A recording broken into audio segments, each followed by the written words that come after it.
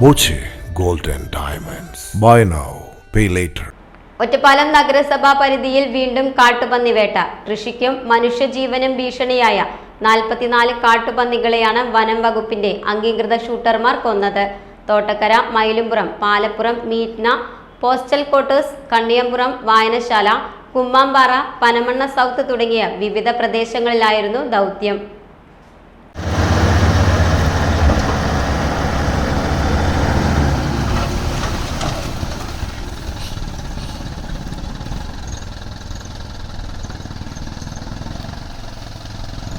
വനം വകുപ്പ് അംഗീകരിച്ച പാനലിലെ അലി നെല്ലേങ്കരയുടെ നേതൃത്വത്തിലായിരുന്നു കാട്ടുപന്നിവേട്ട.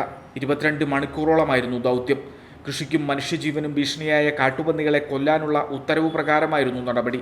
ഇവയെ നഗരസഭയുടെ ട്രഞ്ചിങ് ഗ്രൗണ്ടിൽ സംസ്കരിച്ചു. അംഗീകൃത ഷൂട്ടർമാരായ ഫൈസൽ ലൊടമല, മനോജ് മണലായ, ദേവകുമാർ വരിക്കത്ത്, ഇസ്മായിൽ താഴേക്കോട്, സാബു മങ്കട, മുജീബ് മണ്ണാർക്കാട്, മുഹമ്മദ് അലി മണ്ണാർക്കാട്, വേലായുധൻ പെരിന്തൽമണ്ണ, VJ ജോസഫ് തുടങ്ങിയവരും ദൗത്യത്തിൽ പങ്കാളികളായി. കൂടാതെ സഹായികളും പ്രത്യേക പരിശീലനം ലഭിച്ച വേട്ടനായ്ക്കളും ദൗത്യത്തിലുണ്ടായിരുന്നു. Time kids preschool, Mannanoor road, Vaniyamkulam. .View news. കാഴ്ചകളാണ് ലോകം, കണ്ടു തുടങ്ങുക.